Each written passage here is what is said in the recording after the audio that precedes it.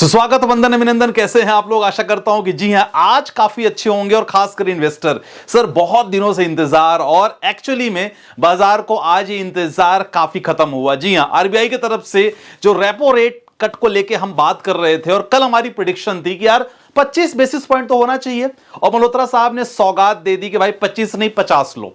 तो और भी क्या इंपॉर्टेंट अनाउंसमेंट उनके माध्यम से हुआ है जो आने वाले समय में, जी हां, एज ए इन्वेस्टर और एज ए बाजार में जितने लोग हैं उनके लिए बहुत फायदा होने वाला है। तो उस पर हम चर्चाएं करेंगे, क्योंकि उन्हें 3 स्टेटमेंट दिया है और बाजार के लिए तीनों स्टेटमेंट बहुत इंपॉर्टेंट रहा है। अब इसके बाद जब आज बाजार ने अच्छी खासी तेजी पकड़ी तो काफी इन्वेस्टर्स, संदीप भाई अब क्या करें, क्योंकि इंतजार हम कर रहे थे और हमें डर लग रहा था मार्केट से। तो उनके लिए एक इंपॉर्टेंट मैसेज मेरे तरफ से रहेगा, वो बड़ा ध्यान से जरूर सुन लेना। और खासकर आप लोगों के पोर्टफोलियो, जी हां, 1-2 दिन हमने पोर्टफोलियो नहीं जिक्र किया, और आपको पता है कारण क्या है, क्योंकि अपना प्रीवियस चैनल डिलीट हो गया है, यूट्यूब ने डिलीट कर दिया है। तो हमने नया चैनल बनाया है, तो उस पर प्यार देना, सब्सक्राइब कर लो। और सबसे इंपॉर्टेंट, टेलीग्राम जरूर ज्वाइन कर लेना, क्योंकि टेलीग्राम पे बहुत कुछ सरप्राइजेस आ रहे हैं। हो सकता है म्यूचुअल फंड हो सकता है स्टॉक्स हो, तो कुछ ना कुछ तो है, जरूर ज्वाइन कर लेना, फ्री है, नीचे डिस्क्रिप्शन पे लिंक है। तो टेलीग्राम और प्लस जो नया चैनल है जरूर ज्वाइन कर लेना, आपके लिए फायदेमंद रहेगा।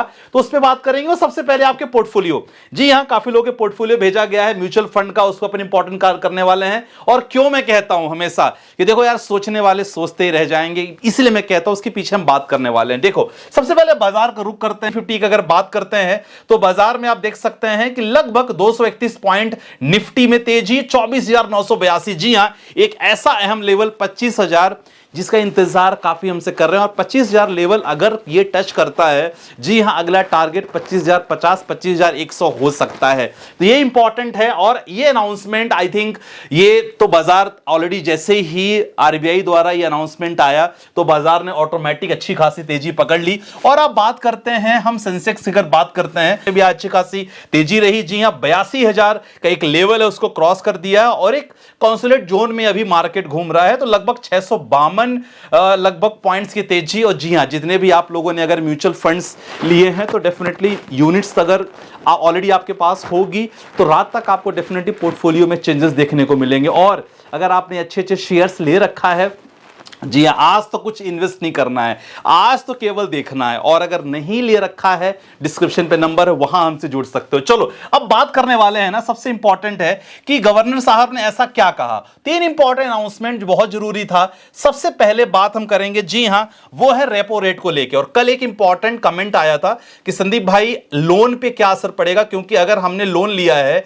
तो बेसिकली ना लोन पे क्या असर पड़ेगा, थोड़ा सा ना ड्यूरेशन के माध्यम से बता दीजिएगा। थोड़ा मैंने बड़ा ड्यूरेशन के माध्यम से समझाने की कोशिश की है कि अगर आपने लोन ले रखा है और या लोन लेने वाले हो तो आपकी ईएमआई पे कितना असर पड़ने वाला है, ये बहुत इंपॉर्टेंट है।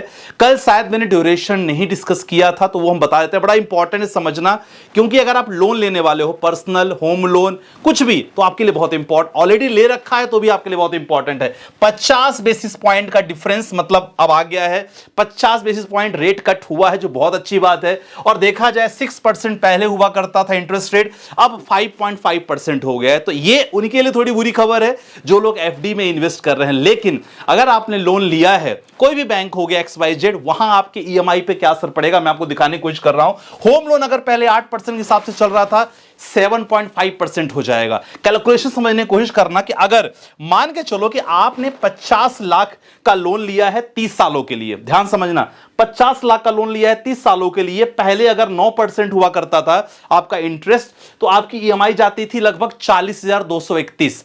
अब वो ईएमआई जाएगी 38,446 पे।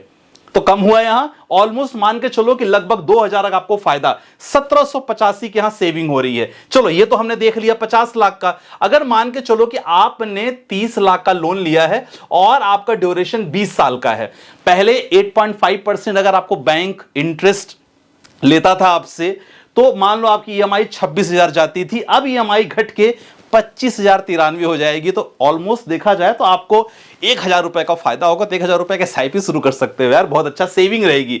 तो ये लगभग आपको 1,000 रुपए का फायदा हो गया। चलो और क्या मैं बताने वाला हूं कि अगर मान लो आपने 20 लाख का लोन लिया है, ठीक है, और 20 लाख का लोन 20 सालों के लिए, तो एर्लियर अगर आपका बैंक आपसे इंटरेस्ट 9% ले रहा था, मतलब आपकी EMI 17,995 रुपए ये मान लो जा रही थी, तो अभी ये कम होकर 17,356 रुपए हो जाएगी। लगभग आपको यहां अगेन 650 रुपए का महीने का फायदा होगा। तो ये महीने का तो ठीक है, लेकिन लॉन्ग टर्म में अगर बात करें तो आपको ज्यादा से ज्यादा फायदा होगा। तो यहां डेफिनेटली आप ऐसे फायदों को प्लान में कन्वर्ट कर सकते हो, इन्वेस्टमेंट में कन्वर्ट कर सकते हो। तो ये पहला सौगात मिला है भाई साहब गवर्नर साहब के द्वारा। दूसरा सौगात क्या उन्होंने कहा है, क्योंकि एक एक स्टेटमेंट है, आज जब हम लोग ट्रेडिंग सेशन में थे तो एक एक स्टेटमेंट पे मार्केट भाग रहा था। दूसरा स्टेटमेंट क्या है सर? जी हां, वो है कैश रिजर्व रेशियो, जिसको कहते हैं CRR। 4% था और उसको घटा के उन्होंने 3% कर दिया है, ऑलमोस्ट 100 बेसिस पॉइंट। देखो कैश रिजर्व रेशियो मतलब देखा जाए एक ऐसा अमाउंट जो हर बैंक अपने पास रिजर्व करके रखता है कि इन दैट केस कभी कोई आपदा आ जाए, कभी मान लो कोई सिचुएशन ऐसी आ जाए कि लोगों को पैसे लौटाने पड़े, तो now bank is very comfortable कि सर अभी हमारे पास एक अच्छा खासा कैश रिजर्व है, तो कोई दिक्कत नहीं है। मतलब आने वाले समय में GDP को लेकर अगर बात किया जाए तो it is going on the right track. तो ये बहुत इंपॉर्टेंट खबर है, और खासकर ये खबर किसको कैच करेगी? जी हां, ये खबर कैच करने वाली है FIIs को। देखो कल के मार्केट में भी देखा जाए उन्होंने अच्छी खासी देखा जाए तो थोड़ी बहुत सेलिंग तो की थी, है ना, इतनी ज्यादा सेलिंग नहीं की थी, थोड़ी बहुत सेलिंग हुई थी। FIIs का भारतीय बाजार में लौटना बहुत इंपॉर्टेंट है, ये एज ए इन्वेस्टर आपको पता होगा। तो दूसरी इंपॉर्टेंट है कि भाई साहब CRR कैश रिजर्व रेशियो, जी हां, ये कम हुआ है 100 बेसिस पॉइंट का यहां अंतर, बहुत अच्छी बात है उन्होंने किया है। और थर्ड इंपॉर्टेंट जो उन्होंने स्टेटमेंट दिया है ना सर, महंगाई दर, मतलब देख सकते हैं कि आने वाले समय इन्फ्लेशन अगर बात करो तो कह रहे थे देखो इन्फ्लेशन अगर अभी 4% है और ये आने वाले समय एक्सपेक्टेशन है कि 3.7% हो सकती है। They are talking about like 2025-2026, तो 2025-26 के लिए अगर कोई, देखो सिंपल सी बात है, अगर कोई गवर्नर ऐसे स्टेटमेंट देता है तो ये इकोनॉमी के लिए बहुत इंपॉर्टेंट साइन है कि फिलहाल ये अट्रैक्शन है कि भाई FIIs भारतीय बाजार में लौटेंगे। तो ये 3 इंपॉर्टेंट पॉइंट जिसके कारण भारतीय बाजार में आज तेजी देखने को मिली। ठीक है, चलो अब काफी लोग बोलेंगे संदीप भाई चलो ये तो ठीक है, अब आगे क्या करना है? तो देखो एज ए इन्वेस्टर आज के दिन वैसे भी आपको कुछ करना नहीं है अगर आप इन्वेस्ट कर रहे हो, लेकिन अगर आपने शुरुआत नहीं की है तो मैं आपको यही कहूंगा कि सर डिले कर रहे हो आप। एक छोटी सी SIP, एक छोटा सा इन्वेस्टमेंट, चाहे आप स्टॉक में करो, म्यूचुअल फंड में करो, एक अच्छा ग्रोथ आपको दे सकता है। तो फिलहाल जब मार्केट करेक्शन होगा डेफिनेटली आप एवरेजिंग करो, लेकिन अगर नहीं कर रहे हो तो बहुत गड़बड़ कर रहे हो, बहुत डिले कर रहे हो। तो मुझे मालूम है जितना लोग मुझे फॉलो करते हो, जितना लोग इस परिवार का हिस्सा है, डेफिनेटली अच्छा खासा पोर्टफोलियो बना लिए होगे, तो आपके लिए बहुत अच्छा है। फिलहाल आज के मार्केट में कोई निवेश नहीं करना था। चलो अब इंपॉर्टेंट है ना आपके लिए क्या है कि सर आपके लिए इंपॉर्टेंट है यही चीज कि आप अपने पोर्टफोलियो को प्रॉपर तरीके से बैलेंसिंग करना सीखो, प्रॉपर तरीके से आपका पोर्टफोलियो सही होना चाहिए। तो कुछ पोर्टफोलियो रिव्यू कर लेते हैं। सर मेरा पोर्टफोलियो है 10,000 प्रति महीने फॉर नेक्स्ट 10 इयर्स, मुझे बता दीजिए कुछ करेक्शन हो तो। चलो मोतीलाल का मिड कैप ठीक है, बंधन स्मॉल कैप ठीक है, GM फ्लेक्सी कैप, नीरज भाई परफेक्ट है, चलने देना, कोई चेंजेस जरूरत नहीं है। संदीप भाई मुझे एक बात बताओ, मुझे GM फ्लेक्सी कैप फंड में होल्ड करूं या निकल जाऊं? GM फ्लेक्सी कैप फंड उतना अच्छा परफॉर्मेंस नहीं है। देखो GM फ्लेक्सी कैप फंड मैं कहूं कि फ्लेक्सी अच्छा फंड है, लेकिन अगर आप शॉर्ट टर्म का प्लान कर रहे हो तो सर ये शॉर्ट टर्म के लिए अच्छा फंड नहीं है। GM फ्लेक्सी कैप फंड अगर आपने लिया है तो कम से कम 5 साल का आपको यहां उसको रखना पड़ेगा टू गेट द रिटर्न्स। तो ये चीज ध्यान रखना, बुरा फंड नहीं है लेकिन उसको समय देना बहुत इंपॉर्टेंट है। चलो अगले क्वेश्चन पे चलते हैं। संदीप भाई रिव्यू कर लीजिएगा पोर्टफोलियो। देखो आप लोग पोर्टफोलियो भेजते रहो यार, है ना।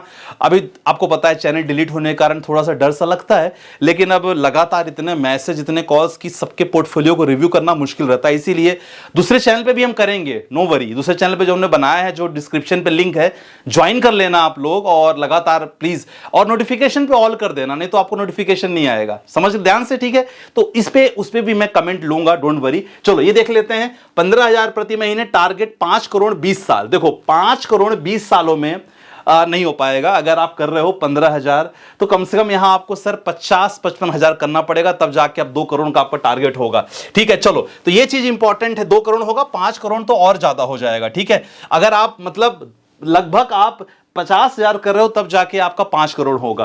Quant small cap 2000, Motilal mid cap 3500, HDFC mid cap, Parag Parikh flexi cap, HDFC defence fund, DSP next 50, ये हटा दो। डीएसपी नेक्स्ट 50 इंडेक्स को हटा के आप ना यहां एचडीएफसी मिड कैप में ऐड कर सकते हो, इसमें 1000 प्लान कर लो। UTI Nifty 200, momentum 30 index fund 500, इसको भी हटा के इसको भी आप एचडीएफसी मिड कैप में ऐड कर सकते हो। बाकी सब परफेक्ट है, चलने देना। ठीक, अगला क्वेश्चन है sir my name is Mohit Kumar है, मेरा उम्र 23 साल है, मैं 5.5 पर मंथ के हिसाब से कर रहा हूं 5,500 रुपए। पराग पारी फ्लेक्सी कैप, मोतीलाल का mid cap, Tata small cap, Nippon India small cap, बहुत बढ़िया है, अच्छा है, परफेक्ट है, उसको कोई चेंज की जरूरत नहीं है। Lump sum Aditya Birla PSU more than 5 years, momentum more than 5 years, Bandhan small cap more than 5 years, Invesco more than 5, HDFC mid cap, perfect है भाई साहब। मोहित जी कंटिन्यू करने देना, कोई दिक्कत वाली बात नहीं। ठीक है, चलो अगला क्वेश्चन लेते हैं सर मैंने एसबीआई के म्यूचुअल फंड लिया और यदि मैं अन्य बैंक या कंपनी के म्यूचुअल फंड खरीदने के लिए कोई ऐप डाउनलोड करूं तो उसमें रिस्क एंड खर्चा नहीं, कोई खर्चा नहीं आता है। देखो एप्लीकेशन हो सकते हैं, रिस्की हो सकते हैं, लेकिन यह है कि आप ऑथेंटिकेट एप्लीकेशन निवेश करो। और अगर आप एसबीआई के माध्यम से कर रहे हो तो डेफिनेटली उनका प्लान रेगुलर प्लान रहता है, तो उनको एक एप्लीकेशन देते हैं वो लोग, तो उसमें कोई खर्चा नहीं लगता, ऐसा खर्चा नहीं होता। लेकिन यस, एक्सपेंस रेशियो जरूर चेकआउट करो, एक्सपेंस रेशियो आपका कम से कम होना चाहिए और ऑथेंटिक एप्लीकेशन होना चाहिए, तो कोई अलग से आपको खर्चा नहीं लगेगा। रिस्क देखो अलग अलग होता है, अगर अच्छा एप्लीकेशन कर रहे हो, खासकर एसबीआई को हो गया, कोटक हो गया, एचडीएफसी हो गया, दे आर द गुड यार, ऑथेंटिकेट है। ठीक है, तो आज की वीडियो में बस इतना ही, and this is the reason for market जो और बढ़िया खासा हुआ है, ये मार्केट है। और मैं यही कहूंगा कि देखो सोचते रहोगे ना तो देखो बस सोचते रह जाओगे, इसीलिए इन्वेस्टमेंट करने से डरो मत, रिस्क लेने से डरो मत, बाकी बस यही है यार। और बाकी अपना ध्यान रखना, ये सब चलता रहेगा, डरने की कोई बात नहीं है। बाकी कुछ भी सपोर्ट लगे डिस्क्रिप्शन में नंबर है, आप हमसे कांटेक्ट कर सकते हैं। चलो मिलते हैं वीडियो के साथ, बाय बाय, टेक केयर, जय हिंद गाइस।